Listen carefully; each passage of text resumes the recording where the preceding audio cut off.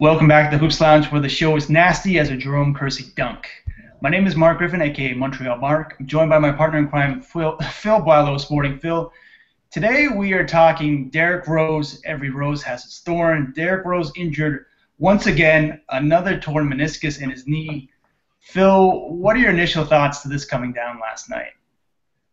I just feel really bad for the guy. I feel really bad for the Chicago Bulls because it's kind of this weird, in a way, Kobe-esque situation where they don't know what to do with him, and they can't do anything. The Chicago Bulls are a very good team, and they've shown in the past that even without their superstar, they can be successful, but only to a certain level. This affects things on two levels, I think. One, this year, I think they needed him to be able to beat the Cleveland Cavaliers of the world. I think they're just a step below without him. And on top of that, this really speaks to their future.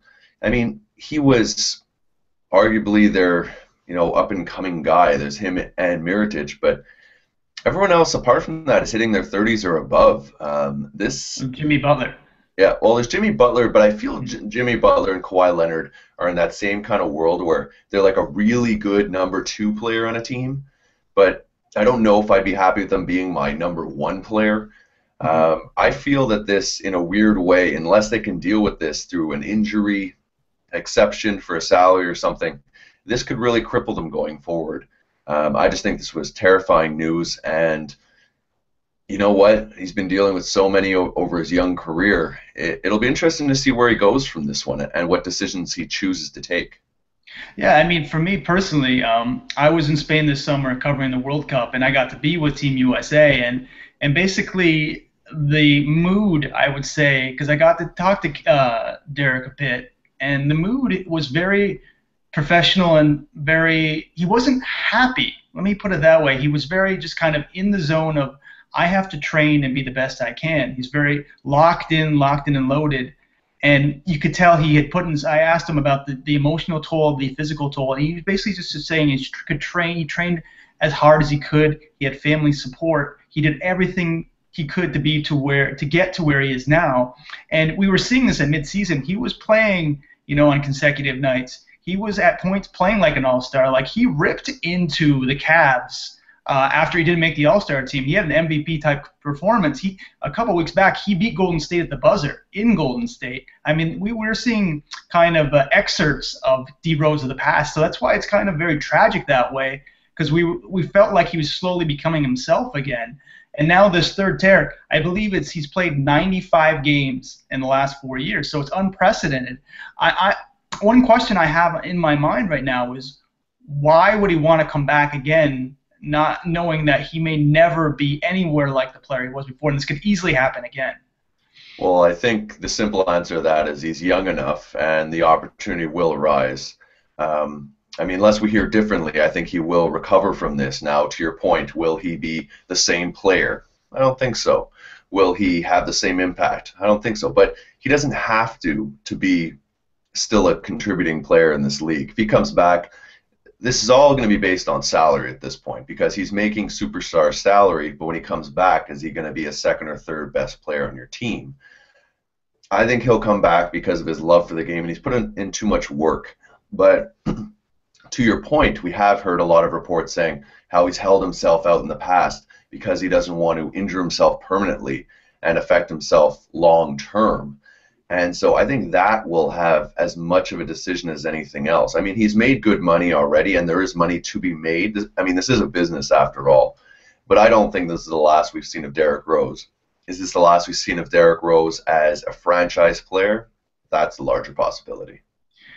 If you are the GM of the Bulls right now, obviously you have Aaron Brooks as your new starting point guard. That's not exactly going to cut it. He's a good player, but not a great player in this league. What is your move? Do you look at potentially, finding someone in free agency? And also, is it potentially that they dump Derrick Rose's contract? Well, it'll be interesting. It'd be tough to dump him. You could buy him out, but then it's pennies on the dollar. You have to, long-term, decide, is he part of your future or not? I think that's the big question. I'm sure there's people in the Chicago Brass, who were always almost hoping that this happened before the trade deadline, so they could have gotten in on perhaps the Reggie Jackson sweepstakes or more people like that. And so now they're stuck going to the playoffs. Very thin bench, as you mentioned, Aaron Brooks leading the way.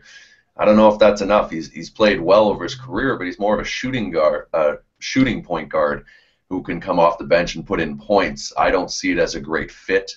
I think there's going to be some passing lack on that team, even though their front court can pass with the best of them.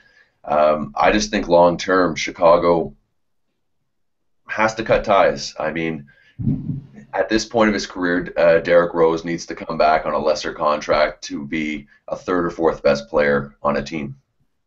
Yeah, and something I've been saying for a long time now is I think the ultimate situation, really the best and only situation for Derrick Rose with his injury history, is Phoenix.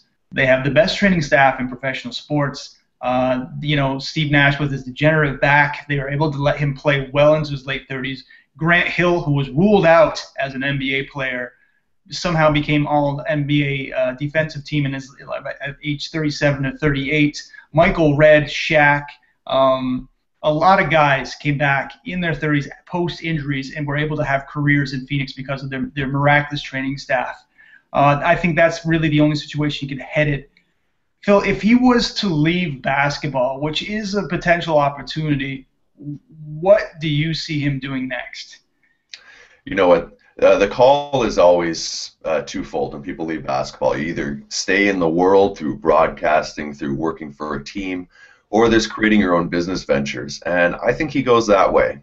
I think he steps a bit away from basketball as a face. I don't think he goes the Baron Davis, Marc Jackson route and getting into broadcasting. I think he's going to join the new ranks of NBA youth who are saving and investing in business. We're seeing this trend how, Carmelo Anthony, Dwayne Wade, they're building their own brands. And Derrick Rose has a bit of a brand. So I think he leverages that into an off-the-court business. And I think he tries his hand that way.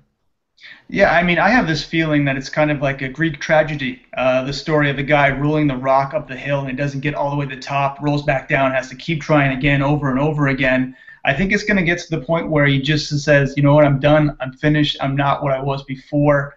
I think he's going to step away from the game at one point, probably within the next year or two. And I think instinctually, he's so ingrained in the youth culture in Chicago where he's born and raised. I think he's going to do something within the community, whether or not some way to be just kind of a bastion of hope. I know there's a lot of crime issues, whether it's motivational speaking, anti-violence movement, thing like that, maybe even get into politics. Who knows? I think he's going to just completely flip the coin and do something really good for where he came from. But as with everything else, time will tell with Derrick Rose. We wish him the best and hope he has a good recovery.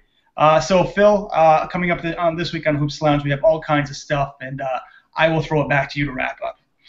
All right. Well, like Marc said, always look out for the new stuff coming out. We're going to have some podcasts, some articles, potentially some more 3-on-3s. We know you guys have been enjoying all of that. So we're in the Hoops Lounge laboratory creating this all for you guys. And as always, please make sure to like and comment on all of our stuff to get the word out there, and also so we know what you guys like, don't like, and what you guys want to see. We want to create the content that you guys want to see from fans to fans. So for Marc and the rest of the Hoops Lounge gang, I want to say thanks for watching, and as always, keep it in the lounge.